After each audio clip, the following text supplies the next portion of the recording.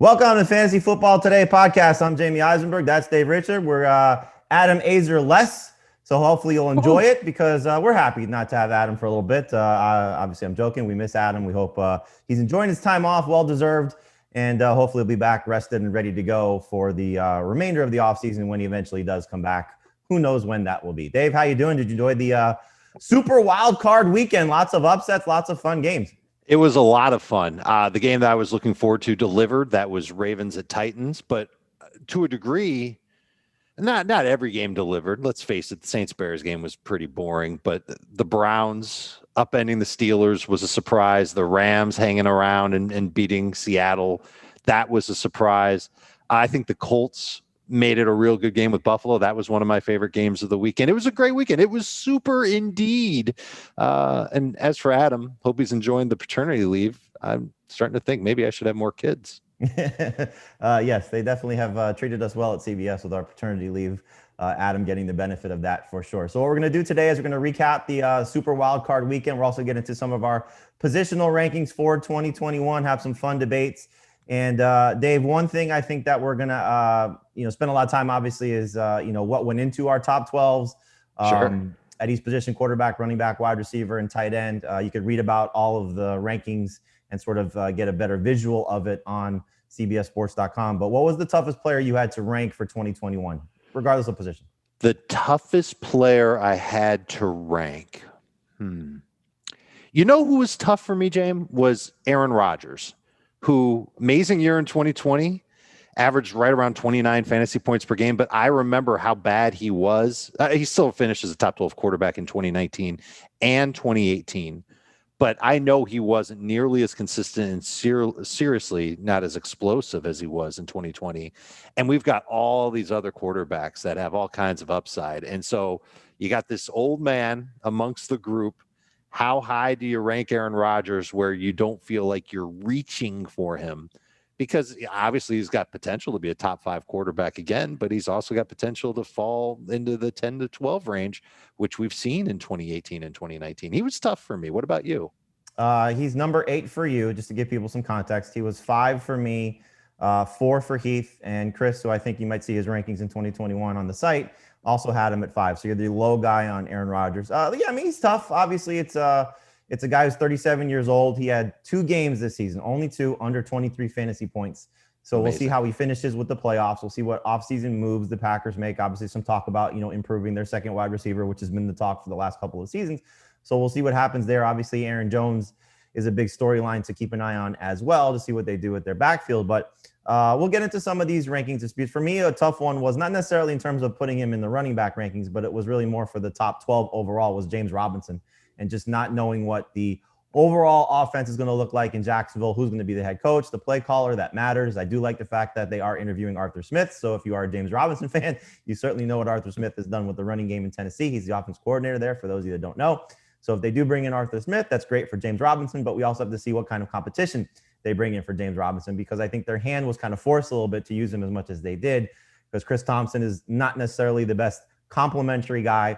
They lose Raquel Armstead. They lose Divino Zigbo. They didn't have, really a solid second guy. So if they address that position with a significant player, then that could be a problem for Robinson. But if they don't, then he's in a great spot. He's definitely going to be drafted in the first 15 overall picks. I think as of right now, at least that's what we've seen in the 2 mock drafts that we've done. And I can say that because I took him in both mock drafts in the top 15 overall picks. So we'll spend some time talking about those mock drafts, also some of our rankings here, but let's get into some of the games as we recap what happened over Wildcard Weekend, also get into the news and notes. But please make sure to watch us on YouTube and OTT. You can watch the full-length podcast on YouTube. Go to youtube.com/fantasyfootballtoday, or you can watch on demand on the CBS Sports app on all your OTT devices. Go to CBS Sports, go to the CBS Sports app and scroll down until you see all of our wonderful faces, Dave, Heath, myself, Adam, and hopefully we will entertain you and enlighten you on the upcoming 2021 season, give you some DFS plays for the playoffs, which we'll do throughout the week here on our podcast. And also coming up, we have our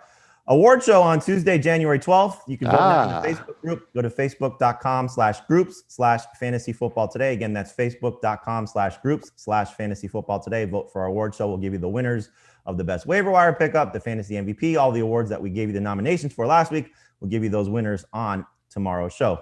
So, Dave, we got some interesting news and notes that happened throughout the course of the weekend, some of it playoff related, to injuries to keep an eye on when it comes to maybe your playoff challenge lineups or some DFS plays for the upcoming weekend. Ronald Jones did not play against the Washington football team. His quad injury that I guess had been bothering him throughout the week was re-aggravated right before the game.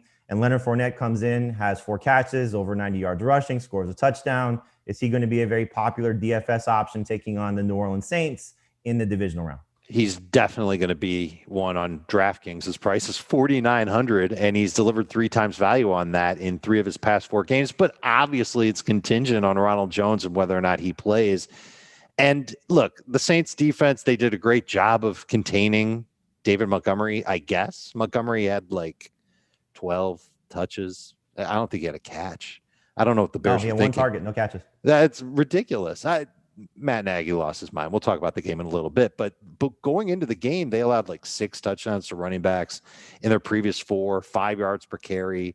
They really, I'm not convinced that they're back to being that shut down run defense that we saw earlier in the year. And that went back to last year and even the year before that, as far as allowing 100-yard games.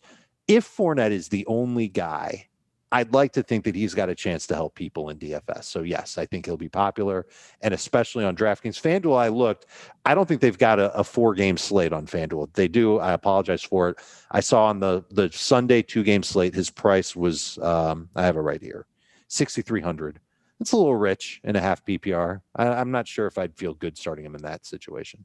And we'll find out if they have LaShawn McCoy back as well. He was not active, dealing with an illness. So if McCoy plays, maybe they give him a little bit more work. Keyshawn Vaughn will obviously take on some of the work as well. But great opportunity for Fournette. And Bruce Arians said it was the best that he looked all season. So encouraging for Fournette, who needs to put some good games on film as he heads into what is a very big offseason for him. Zack Moss may not play for the remainder of the postseason. He was carted off with an ankle injury. And so this was a backfield that was very thin as well. Going into the game, they didn't have TJ Yeldon, who was inactive. And so Devin Singletary looks to be the main beneficiary of this clearly, as he's going to get a lot of work. But similar question, Dave, you have any interest in Devin Singletary taking on the Ravens? $4,500 is his price on DraftKings. That's even cheaper than Leonard Fournette. And we know that Singletary doesn't have Zack Moss to worry about, or at least we think that that's going to be the case. So yeah, that will probably be an even more chalky pick than Leonard Fournette. And I might be okay with that. I like Singletary as far as just talent goes. And I think he's a good pass catcher. I think he can be okay at making guys miss. I don't think he's a game breaker to any degree, but when he gets a lot of work, we saw it late last season. We saw it in spurts this season. He's not bad. Just a matter of what they will do with their backfield, because they just don't lean on their running backs very much, especially with what Josh Allen does, what he does at the goal line, what he does running the ball. So interesting to see what they do with Devin Singletary. And look, Zack Moss not officially ruled out yet, but it does not look good for him playing in the divisional round against Baltimore. And again, they did not have TJ Yeldon active. We'll see if he gets an opportunity to play. Maybe Aaron Williams as well, who did some nice things for them in week 17 victory against Miami. A couple of Rams notes to keep an eye on. Obviously, John Walford left the game with a stinger in his neck. Jared Goff played through his thumb injury. Adam Schefter, according to him, seen a tweet from him an hour ago, from what Sean McVay said, that Walford will be day-to-day, and Goff probably going to end up getting the start. So we'll see how he does. We'll talk about that game coming up. Cooper Kupp has a knee injury, but it's not considered to be major, but something that they're going to have to keep an eye on. According to McVay, he's got bursitis of his knee, and the hope is to have him ready to go. That's a quote from Schefter quoting McVay. So hopefully Cooper Kupp is out there. Had another good game against Seattle. He just likes playing in Seattle, the Yakima, Washington native, going back to his roots. So not a great game, but not a terrible game given what Jared. He got off to a great start in the game. I'm sorry? He got off to a great start in the game. He had a lot of big plays early. Yeah, I mean, he had the first catch from Jared Goff. It wasn't a pretty game for Goff throwing the ball again. We'll talk about that coming up in a little bit. We'll see if Latavius Murray is able to play. He left the game against the Bears with a quad injury. He did score on a reception. Deshaun Watson is unhappy. Dave, do you see the Texans trading Deshaun Watson at this point? He's clearly not pleased with the lack of involvement in the hiring of their new general manager, Nick Caserio. Yeah, and I think that's just part of the problem that he's got with the franchise. But the franchise holds all the cards here, and they would need just a ridiculous offer to give away Deshaun Watson. I saw somebody that said 3 first-round picks, 3 second-round picks, and a player, all for Deshaun Watson. That's a lot And I don't think there's a team in the league that can necessarily offer something like that. Oh, there's one for Watson. There's one. Who's the one? It's just a matter of what their interest level is in this quarterback. But if I'm the Miami Dolphins, I say, here's Tua, your first that you gave us for Laramie Tunsil, which is third overall, our first. So essentially, you're getting 3 first-round picks when you factor in what Tua was last year, and then you throw in another first or a second on top of that to see if Miami's willing to do that. So Whoa, to pay. Oh yeah, that's a serious overpay. Is it? But I don't know if it's an overpay. If you feel say it again, could you say it again? It's Tua right now in Miami. Then you make that type of offer. Well, give me the offer again. It's Tua. It's the 2 first that they have this year. Okay. So it's 3. I forget where their pick is at the back. I don't know if it's settled yet. Right. And Tua. So those 2 first-round picks plus Tua. Yep, and then probably something else on top of that. Maybe they give them a second next year and they get a third back or something along those lines. If you feel you're ready to go, then you go out and get Deshaun Watson. You know what? That would be an offer I think they'd have to think about. It really comes down to how their new coaching staff feels about Tagovailoa and whether or not they think they can work with him. Right. I mean, don't want to write that. You're right. That would be an offer that I think they'd have to sort of seriously consider. But you're essentially getting 3 first-round picks plus whatever that 4th pick would be. Right. So, well, Dave, what does the trade chart say? I'm telling you, it comes down to how they really view a Tagovailoa. If they think Tagovailoa, if they saw what he did with the Dolphins and go, he's not that great, then there's no chance they would do that deal. Yeah, just something to consider. Obviously, we got to see what happens with Deshaun Watson. I'm sure. If you're the Dolphins, do you offer that? Again, if you're Miami and you're not sold on Tua, which clearly there's some questions. If you're not letting him finish games and you have to bring in a relief pitcher, and you have the opportunity to get one of the top 5 quarterbacks in the league, contract matters because he's one of the highest paid quarterbacks in the league, highest paid players in the league, and you're giving up, a big portion of what you acquired, mostly from the Texans. But at the same time, if you feel like, okay, we are a quarterback away because of what we've built, he gets us there faster than Tua, then you got to consider making that type of trade. But I think you're on the right path. I'm not sure if the Texans would take it. If I'm the Dolphins, I think the Texans trading Deshaun Watson at this point is going to have to take probably more than what we're considering here from the Dolphins. But anyway, something to keep an eye on this offseason is Deshaun Watson. For those of you in dynasty leagues, you obviously, I think, would like to see him end up in a situation where he gets some receivers that will help him. But he was great even without Will Fuller down the stretch and without DeAndre Hopkins for the entire season. Chase Young suffered a mild ankle sprain. He said he would have been able to play if Washington had advanced, so just something to keep an eye on there. And then ESPN's Chris Mortensen reporting Doug Pederson's status as the Eagles head coach is not firm. So we're going to find out over the next few days, I'm sure, if Doug Pederson will be back with Philadelphia. You have a lot of coaches interviewing for jobs around the country. Urban Meyer met with the Jaguars. That's something to keep an eye on there. Arthur Smith, again, keeping an eye on that one as he goes and interviews with the Jets and the Jaguars. So we'll have some coaching news for you throughout the week if something does happen with any of these new hires or potentially a firing if the Eagles do move on from Doug Pederson. All right, Dave, let's get into the games here. So we'll start with the ones from Sunday, and let's do this. I'm going to give you the game. You give me your favorite takeaway from each team. So let's start with Baltimore 20, Titans 13. Your takeaway from the Ravens is what? Takeaway from the Ravens is J.K. Dobbins is still scoring touchdowns, but still isn't being given the workload that I think we all want him to get. I don't think he necessarily played that great, especially early on against Tennessee. And I thought the Titans defense really played well until Lamar Jackson had that unbelievable scramble for a touchdown. Yep, 48 yards in the second quarter. They really started to fall apart then.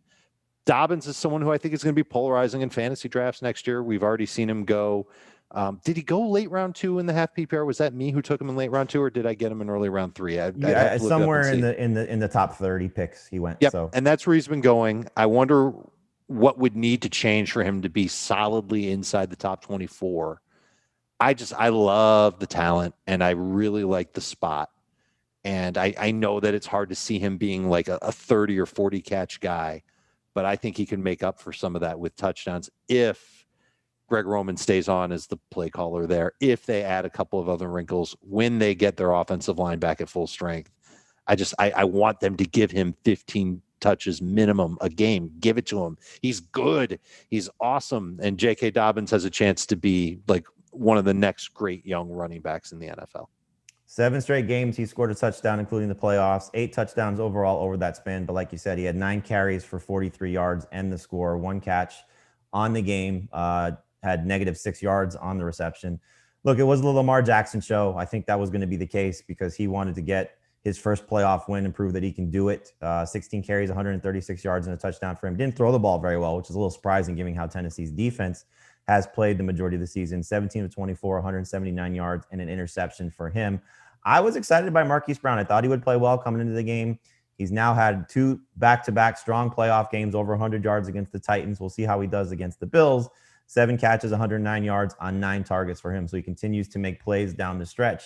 And hopefully that's something that builds into next season as well as he enters his 3rd year in the NFL, which could be a big-time breakout season for him. For the Titans, Dave, it was, a surprise to see Derrick Henry get bottled up as badly as he was. 18 carries for 40 yards, did have 3 catches for 11 yards. But aside from Henry, what do you think about the Titans offense in this game? I thought it was all A.J. Brown. And if you didn't see the game and you see the stat box, you realize it was A.J. Brown. He had 10 targets, 6 catches, 83 yards, and a touchdown.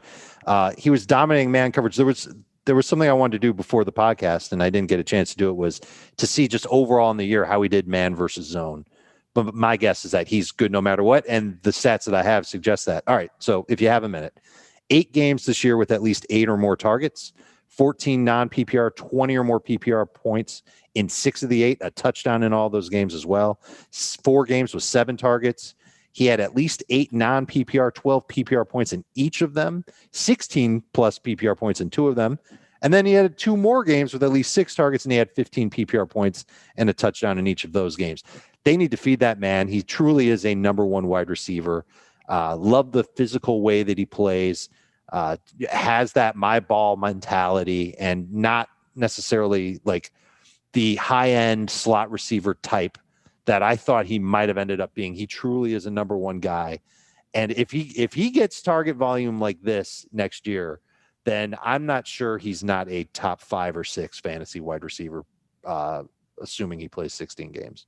So let's just jump ahead real quick. He's one of our ranking debates for 2021, our early ranking debates. And again, these rankings are going to change. We did these in week 17, so there's obviously some change of opinion. But you don't have A.J. Brown right now in your top 12 for PPR. He's number 10 for me. Let's see where Heath and Chris have him.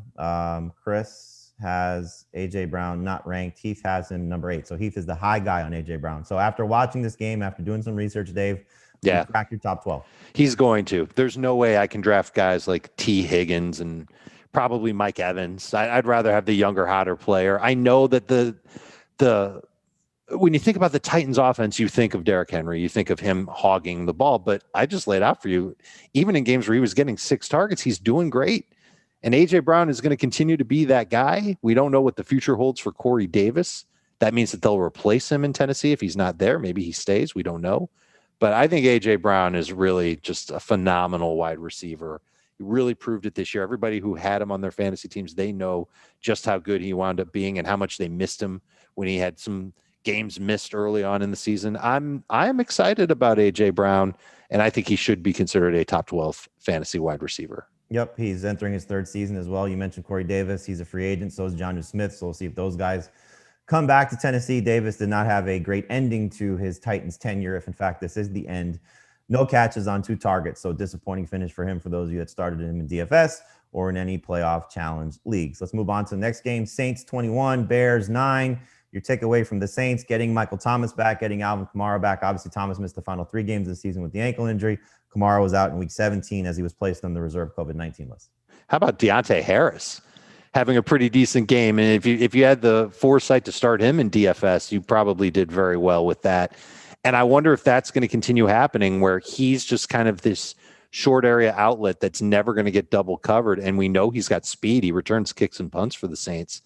That was interesting to see. And I thought Breeze was mostly good in the game. The couple of tip passes that could have been intercepted. There was one that looked like it was an interception, and then it ended up not being one. I think that he's going to continue to be good for fantasy purposes throughout the rest of the playoffs. I don't think he's going to be back next year. And it does put a little bit of pause into how I feel about Michael Thomas rolling into 2021. But it was excellent seeing him get into the slime zone. The first player to be slimed on a touchdown on Nickelodeon's broadcast of the game. That was a cool graphic. And lost year for Michael Thomas, but I think he'll end up being a pretty damn good value in fantasy drafts in 21. Yes, he didn't play horrible with Taysom Hill in the 4 starts that Hill made. I think That's Thomas true. played 3 of those games. He was over 16 PPR points in 2 of them. So not horrible. And obviously we have to see if Taysom Hill will be the Drew Brees replacement. You would think that's the case, just knowing the way Sean Payton treated it this year. To go back to Harris, it was interesting to see that he tied for the team leading targets. Both Harris, Thomas, and Jared Cook all had 7 targets in the game. The one I think that was a little frustrating to see was Emmanuel Sanders, who only had 3 targets in the game, 2 catches for 3 yards for him. Cook had 4 catches for 40 yards, and Harris, like you mentioned, 7 for 83. Thomas, 5 for 73, and the touchdown. So we'll see what happens with the Saints playoff run. They get the Bucks for the 3rd time in I the can't season. Should be a fun game as the 2 40-plus-year-old quarterbacks. Drew Brees will turn 42 this week, so both guys will be over the age of 42. Very interesting. Dave, do you know who the oldest quarterback is remaining in the AFC playoffs? The oldest quarterback remaining in the AFC Ben, playoffs. you can chime in too if you know this answer.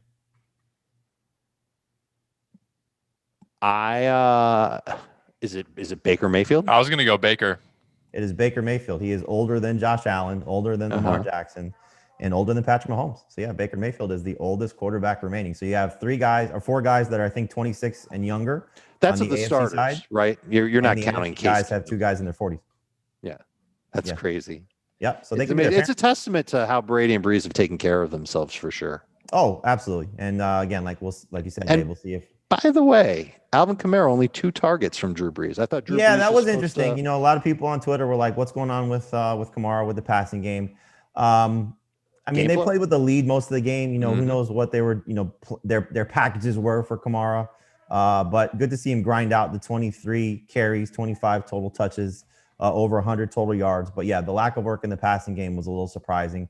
And Latavius Murray did score on a receiving touchdown from Drew Brees. So we'll see. It's funny you mentioned the interception from Brees. My favorite prop that I gave on HQ over the weekend was Brees was plus 210 at a half interception. So all he had to do was throw one.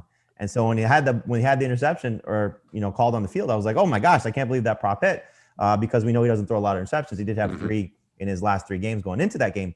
And then I was kind of walking around the house doing stuff, and I saw the other interception. I was like, oh, there you go. Finally had one. It was Taysom Hill. Right. Hill had Harris wide open on that play.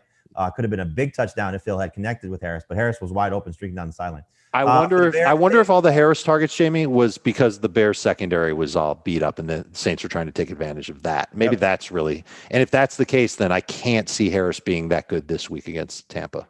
Yeah, I'll have updated playoff challenge rankings for the overall playoffs remaining, and then I'll update the rankings going into the weekend. But ranking Harris was interesting just because, again, you see 7 targets and knowing that they're not afraid to use him. And so we'll see what they do going into that matchup against Tampa Bay.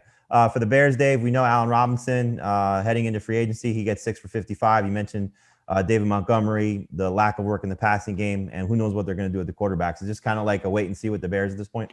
Their offense should look dramatically different in 2021. When Trubisky gets back to Hallis Hall, they're going to give him his new playbook. The first page of the playbook is going to say, go to O'Hare Airport. Page 2 is going to say, buy a plane ticket to any city other than Chicago. How dare you disparage the Nickelodeon MVP? I don't know how that happens. I don't know how Nickelodeon fan voting. Good for that. Look, the only parts of this offense I think are going to be there. I think Montgomery will be back next year, but he's going to split. They're going to bring in Cohen's going to be healthy. They can have Tariq Cohen, and they've signed him to a contract. So that's your battery at the run game for the Bears. Robinson could get franchised, but the Bears aren't in great cap shape. They're in better shape than a lot of other teams. And they've got some good complementary receivers. Mooney, I think they definitely missed Darnell Mooney on that throw to Javon Wims that Wims just straight up dropped right through it's like he made a hoop with his arms and Trubisky swished. So that would have been a play where Mooney would have caught it and had a touchdown, and that could have changed the whole tenor of the game. Anthony Miller just getting ejected for doing something stupid. That's ridiculous. I think the only guys in this offense I think we can for sure say will be back are Montgomery, but to a lesser degree, Cole Kmet to a greater degree, and Mooney should still be at worst the number 2 receiver in that offense. Maybe he'll be the number 1, but I don't know if I think that he'd be great. And we don't know what the quarterback situation is going to be, and we don't know who the coach is going to be, whether they keep Nagy or they move on to somebody else. This is a team that a lot of people in fantasy are going to fade for obvious reasons.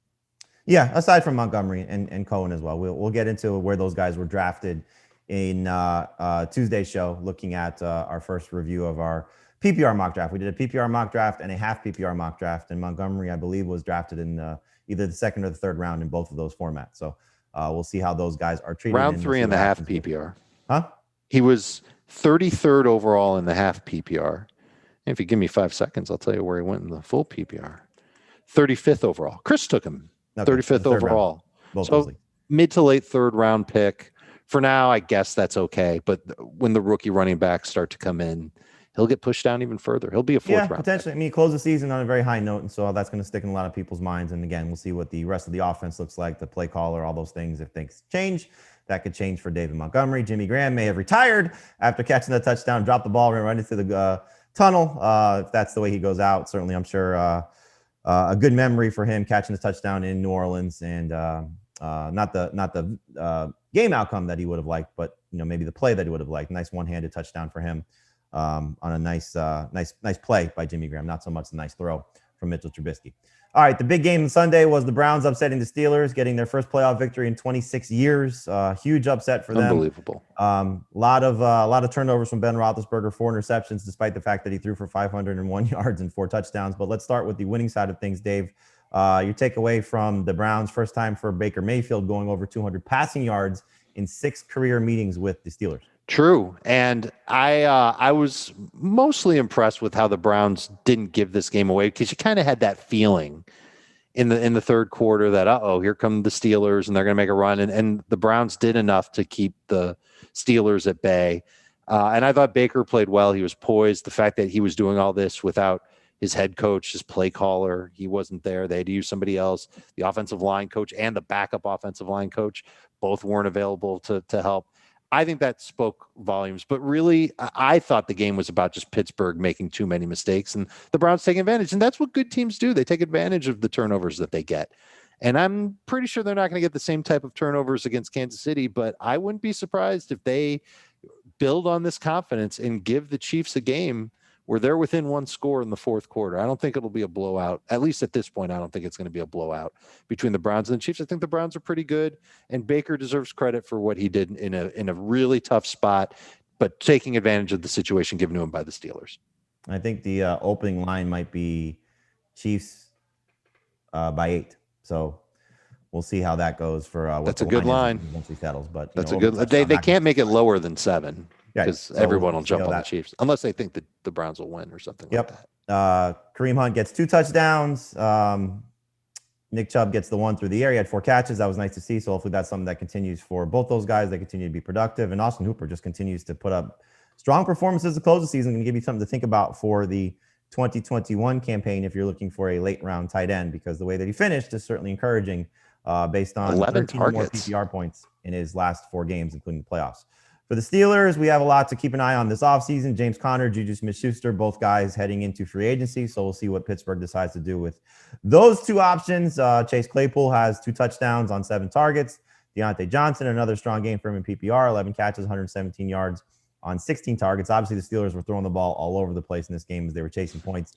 And Eric Ebron, 7 catches for 62 yards and a touchdown on 11 targets. So Roethlisberger says he's coming back. We'll talk about this team a lot throughout the course of the offseason, but Connor, somebody keep an eye on. Juju, somebody keep an eye on. Steelers are in some cap trouble, and they may have to let go of those 2 guys in particular. I want to talk to you about Grammarly. There's more to clear, effective communication than just catching spelling mistakes. Grammarly Premium gives you real-time feedback and insights to help you elevate your writing through tone, word choice, clarity, and more. If you're giving a speech, writing a cover letter, or writing an article, could be anything. If you want to communicate more effectively, use Grammarly. I use Grammarly to communicate with my kids' teachers. We know it's a different kind of school year. You're trying to get in touch with your teachers. And the last thing you want to do is make a mistake to a teacher. My gosh, Grammarly helps you in that regard. They clean up all your mistakes and they make sure everything is on point. So Grammarly gave me vocabulary suggestions, which are helpful. I particularly like the clarity suggestions, which makes your sentences clear, concise, and crisp by cutting out unnecessary words and redundant words.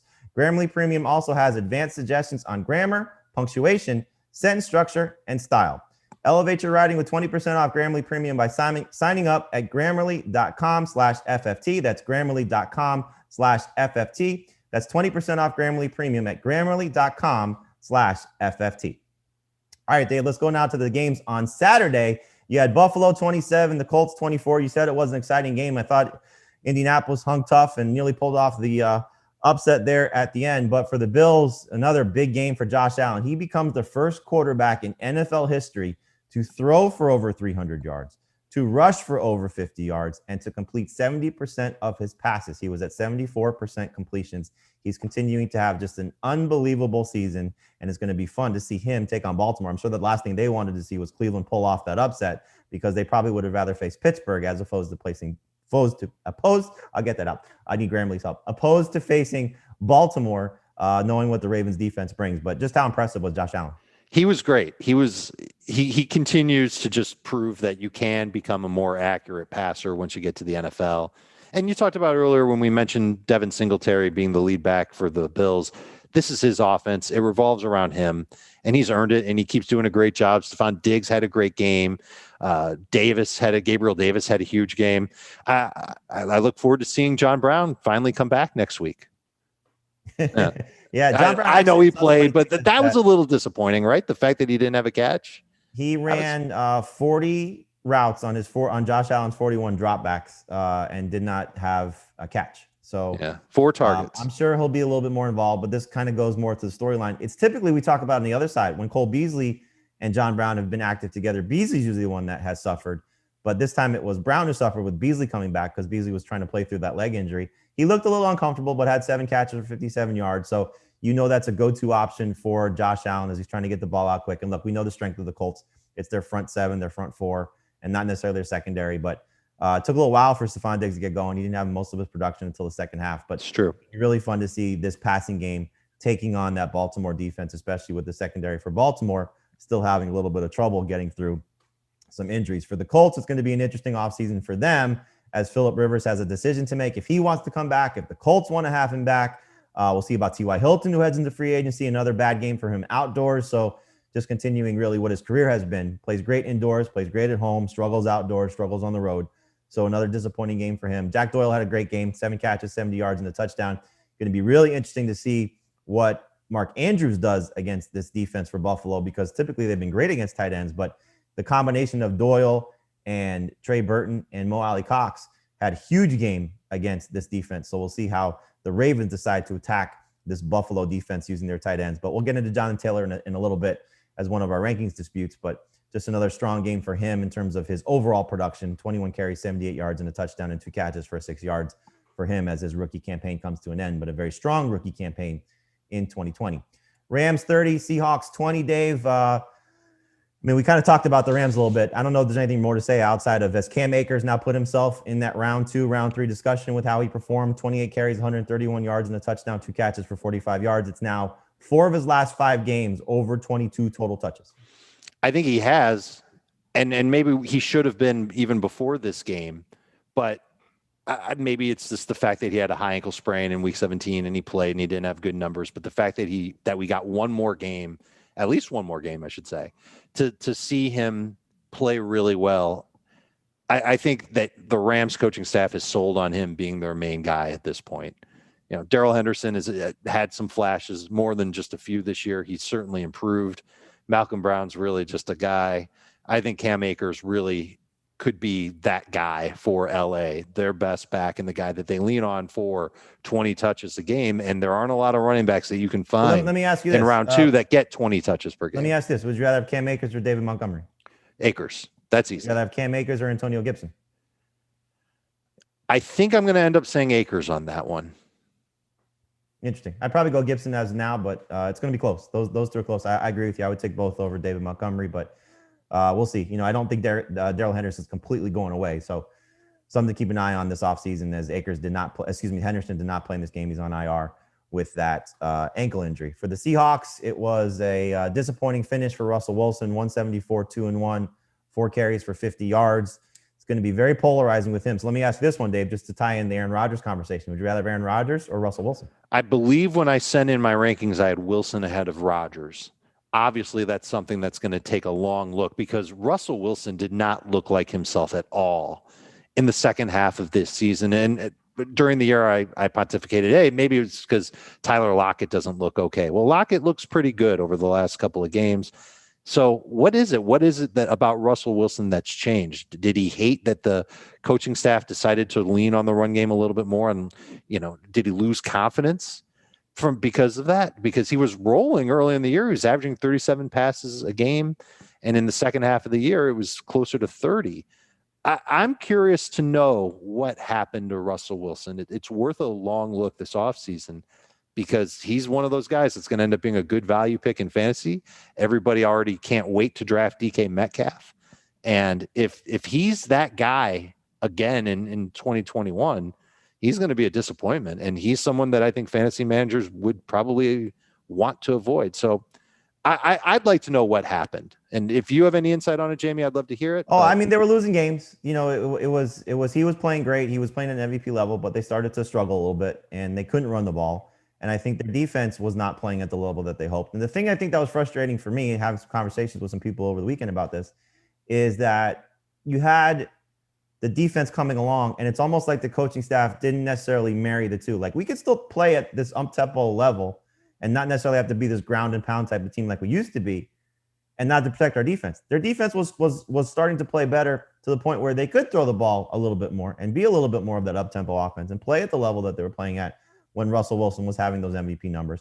Part of it also was the way the schedule unfolded. They played some miserable defenses to start the season. I mean, you go back to Dallas, Atlanta, those were terrible secondaries at the time when they faced them. And so Russ was also playing in these shootouts.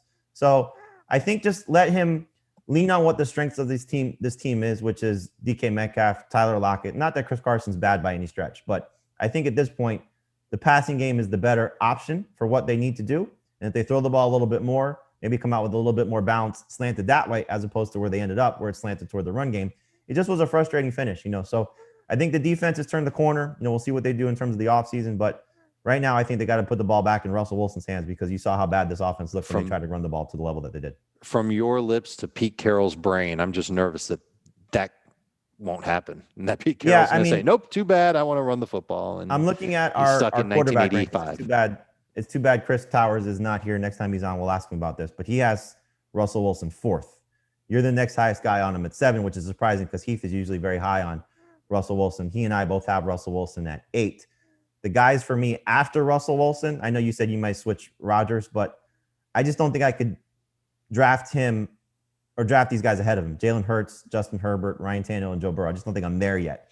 So Russell Wilson still is going to be kind of like that bridge of the safe guys and the upside guys versus maybe those guys have huge upside. So we'll see how it goes for Russell Wilson. A guy that we'll spend a lot of time talking about this offseason. Are you interested to know where he went in our drafts? I'm sorry?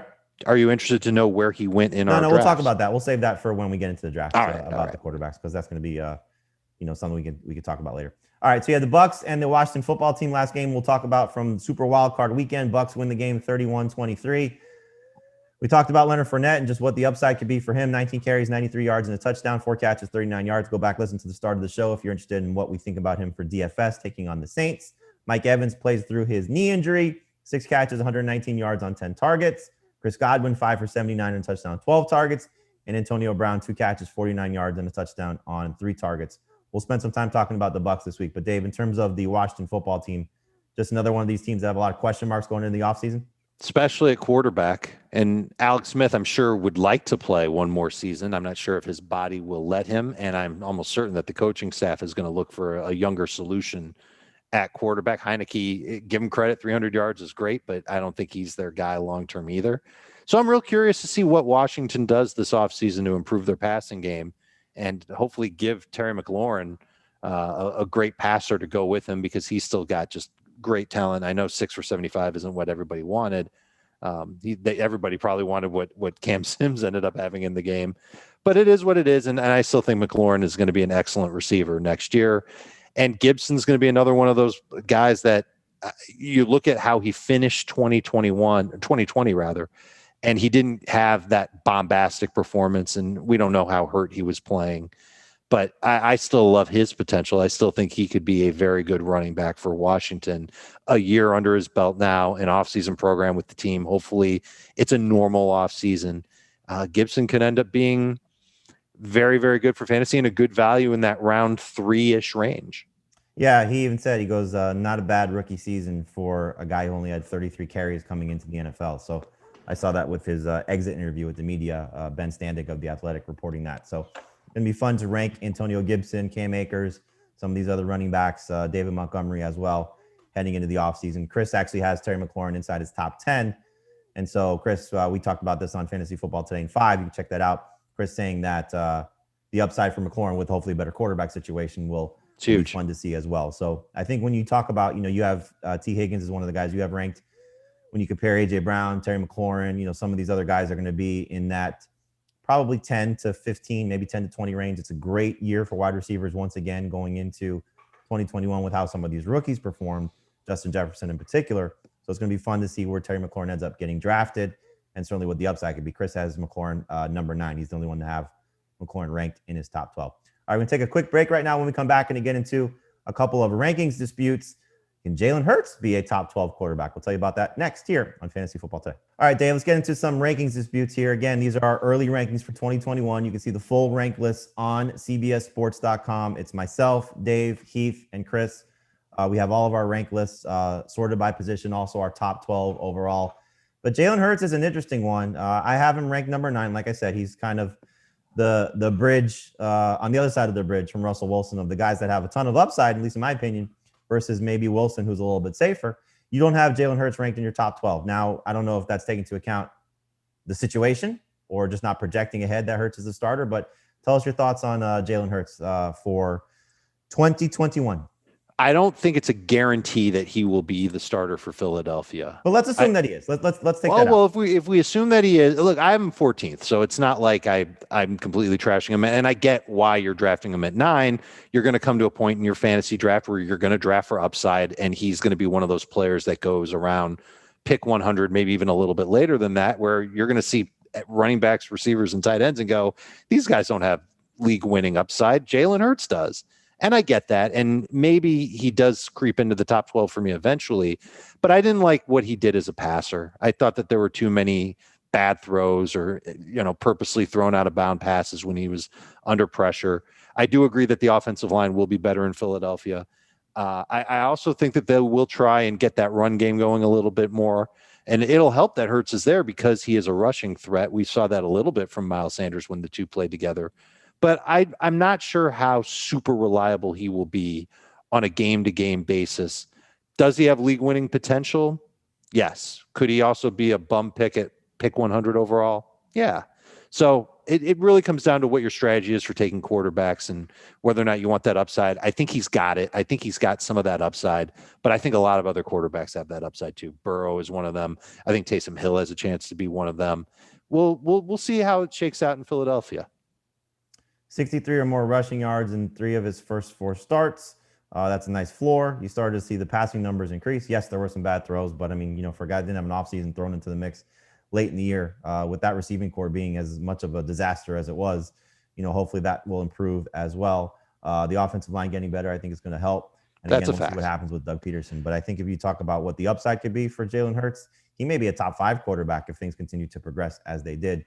And as you saw, he was basically in his 4 starts, he was right around a top 12 quarterback to close the season. So hopefully they don't pull him for Nate Sudfeld anytime. You took my joke away. I was going to say, hey, don't you remember? He got pulled. Saquon Barkley versus Jonathan Taylor. Now, we spoke about this recently, just about what I think one of your changes may be in your rankings, moving Taylor ahead of Barkley. But for now, you have Barkley ranked ahead of Jonathan Taylor. Your thoughts on when you first did this, why you had Barkley ahead? Pedigree more than anything else, because we know we've seen it from Saquon Barkley. We really haven't seen it in a while from him. I hope you don't forget about it, but he really does have an unbelievable skill set and traits that make him the type of league-winning fantasy running back you can take in round one. But we've also seen him deal with injuries each of the past 2 seasons. Whereas Taylor, kind of the new shiny toy in fantasy land, and someone who it's pretty clear to me that the Colts are going to make him their lead guy, and that part of their offense isn't going to change. And their offensive line, even if Costanzo moves on, still really good, still good interior offensive line. They'll fix the tackle issue as well so that he won't be behind a bad offensive line. And I think he proved at the end of the season and in the playoffs just how great of a running back he can be. And maybe he doesn't have quite the ceiling of Saquon Barkley, because when you look at Saquon, I think the potential for 2,000 total yards is there. And I'm not sure if we can say that about Jonathan Taylor, but he doesn't have the floor of Saquon unless he suffers a terrible injury like Saquon has. I feel a little more comfortable going with the younger bull running back, who I think is in a better situation with his team. Yeah, we'll find out. Obviously, quarterback's going to matter for the Colts, in terms of what they do in terms of bringing back maybe Marlon Mack, who heads into free agency. If they upgrade that position, that's something to keep an eye on. If it's just Jordan Wilkins, then I think you'll feel great about what Jonathan Taylor can be. If it's Mack healthy, and we know that was supposed to be the split, do they give Mack more work than they gave Jordan Wilkins? Does Nyheim Hines continue to be a problem for Jonathan Taylor? There was some talk, Frank Reich said in his exit interview with the media that they'd be comfortable moving Quentin Nelson to the left tackle spot. So does that now create a hole at left guard? How does that sort of operate things for the Colts offensive line, just moving those guys around? So just some things to keep an eye on. And I know Taylor's going to be polarizing. Chris has him, I believe, the lowest at 11, excuse me.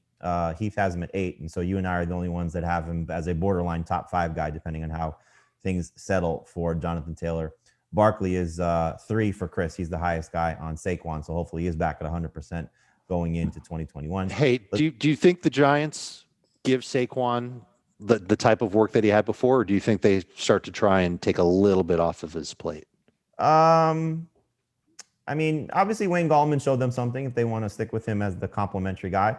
But I think the idea when they brought in Dion Lewis was to have a little bit more of a pass catching back to maybe take that off of Saquon's plate a little bit. But if that happens, they have to cover themselves, just given what happened. Yes. So do they bring back a veteran guy like a Devontae Freeman? Do they stick with Gallman? I don't know necessarily what their offseason plans will be in terms of complementing Saquon, but you have to figure that he's still the type of running back that the Giants would want to lean on heavily, and hopefully that's the case, which will make him he's going to be a top 5 overall pick. I don't think there's any way around that if he's 100%. He's definitely a first round pick, if there's any concerns. One more guy to talk about is Evan Engram, who you're the only one to have ranked in your top 12 at tight end. I don't have him in there. Heath doesn't, and Chris doesn't as well, which is probably a little surprising, given what his history and pedigree has been. But he's coming off a disappointing campaign in 2019. So, Dave, why the faith in Evan Engram as the number 9 tight end for you? It's not a lot of faith. I figure that when you're looking at tight ends 9 through 12, you're looking at guys who you're going to start the year off streaming anyway. Schedule is going to be a factor. And he was a nightmare for most of the year. So but why I still him over Noah Fant? That's the surprising one to me.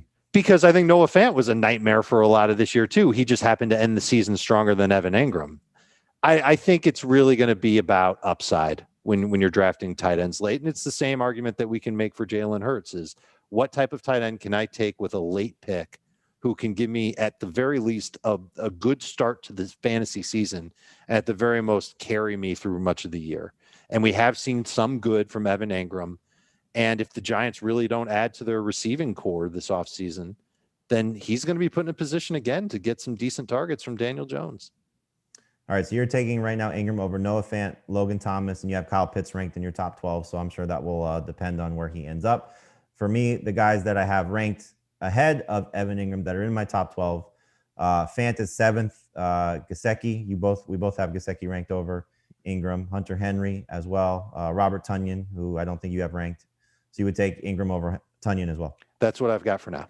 All right, and then for me, one guy that I'm really excited about is Irv Smith. He's number 11 for me, and then Logan Thomas is 12. You have Thomas at 11 behind Evan Engram as well. So we'll spend a lot of time talking about these rankings. We'll spend a lot of time talking about what the offseason means for them, but just a little sample of what our top 12 ranking disputes are right now. Jalen Hurts, Saquon Barkley. We told you about A.J. Brown. Go back and check out the timestamp on that with the Titans-Ravens breakdown, and then Evan Engram, who was another polarizing fantasy tight end that we'll spend some time talking about this offseason. Dave, great job.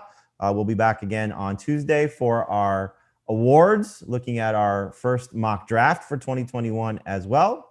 Thank you for listening to our Fantasy Football Today podcast. Got to go bye. Want more of the Fantasy Football Today podcast and nonstop year-round fantasy advice? It's simple. Hit the subscribe button and hang with us all throughout the year.